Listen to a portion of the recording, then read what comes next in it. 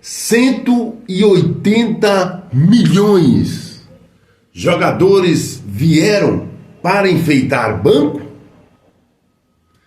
Essa é a principal manchete de hoje, 22/7/2024, segunda-feira.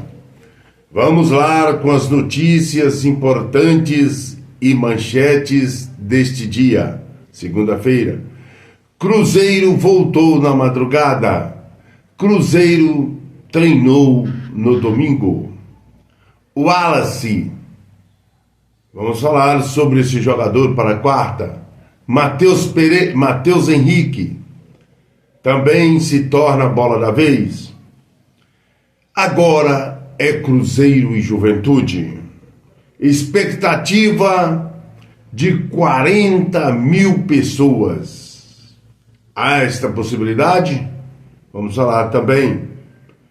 Cruzeiro extremamente prejudicado por um juiz mal intencionado. Vou falar sobre isso aqui na íntegra, aqui. Basta você ficar que você vai ouvir coisa que você nunca ouviu ainda.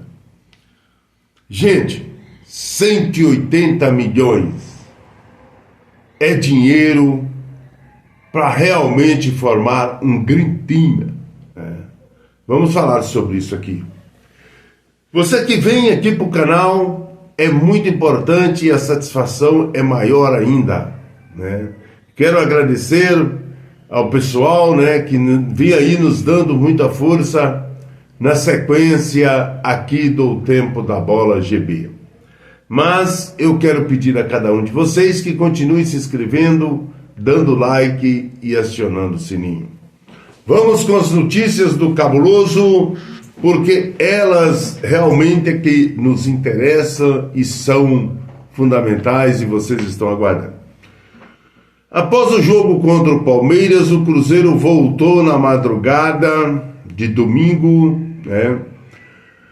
Os jogadores que jogaram, eles não se apresentaram, nem fizeram duchas e massagens, né? Como sempre fazem. Houve o descanso aí. Mas os jogadores que não jogaram, houve treino sim na Toca da Raposa, visando este jogo importante de quarta-feira. O Wallace, ele vive a expectativa de ser relacionado para o próximo jogo. Esse jogador, gente, que não jogou, que está desde maio, por exemplo, teve uma partida no mês de maio, ele voltou aos treinamentos desde segunda-feira, continua, ontem treinou na Toca da Raposa, ele vem se aprimorando e ganhando aí condição física para estrear no jogo, no próximo jogo do Cruzeiro. Eu acho que não tem, eu vou falar sobre isso daqui a pouco, mas eu acho que não tem isso não, tem que estrear. Matheus Henrique deve ser o titular no próximo jogo, devido aí à expulsão, né? Expulsão no terceiro cartão amarelo do Barrial. Ele, na verdade, esse jogador, ele deve ser o substituto natural do Barrial no setor de meio campo azul celeste. Agora o jogo contra o Juventude, né? O Cruzeiro, que tem 100% de aproveitamento no Campeonato Brasileiro até agora, em casa, né, vamos dizer assim, isso é muito fundamental, está sendo muito importante pela campanha do Cabuloso até agora. Isso nos deixa um pouco esperançosos, né? Porque o Cruzeiro fazendo uma bela partida aqui contra o Juventude, tendo uma vitória, aí a gente assinala, né? Mais ponto, 29, 32. Aí é sinalização de crescimento, né, no futebol. Sobre o jogo Cruzeiro e Palmeiras, vou falar daqui a pouco, mas essa questão aí de ter uma vitória contra a Juventude, ela é primordial para o Cruzeiro continuar com essa hegemonia dentro de casa este ano, que está sendo fundamental, a torcida participando e etc, né? Falar em torcida, gente, Já vivemos a expectativa de público de 40 mil pessoas para este jogo contra a equipe do Juventude, né? Será um bom público, um excelente público. O jogo está aí previsto, me parece, para 7 horas da noite e será um público fundamental, extraordinário para essa partida, né? Nada melhor do que um incentivo a mais para que os jogadores consigam um resultado positivo diante da Juventude, né? Inclusive o Cruzeiro já abriu o setor vermelho. Até então nós tínhamos 25 mil ingressos vendidos, agora já temos a notícia que já tem 30, deve passar disso aí. Então essa expectativa é que a torcida faça realmente um barulhaço fenomenal lá no estádio Mineirão. Gente, vamos aqui para os bastidores, que eu sei que é muita coisa que vocês querem que a gente fala. Olha aqui, 180 milhões de contratação, tá fazer um grande time, né? Aí, um grande time, uma seleção, um excelente time do futebol brasileiro. E essas contratações que vieram estão simplesmente postam, né, para enfeitar o banco de reserva. Você vê que o Lautaro continua no banco de reserva, quando entra sem articulação. O Caio Jorge fez algumas movimentações. O Matheus Henrique não entrou com aquela condição boa, né, de jogador de segundo homem de meio campo. Ele entrou até jogando atrás. Então isso dificulta. A reserva, gente, ela é simplesmente para os jogadores se houver necessidade de colocar em campo. Você não tem a necessidade de fazer todas as substituições que são permitidas se o time tem condição de continuar com os 11 que são os melhores. E neste caso, você faz as substituições quando você vê que um jogador cai de produtividade, quando você vê que um jogador não está mais conseguindo mostrar o seu futebol em campo, aí você faz a substituição. Tem que ser dessa forma. Não é que você tenha que fazer as substituições, não, viu, seu Seabra? Não é que você tenha que fazer as substituições, não.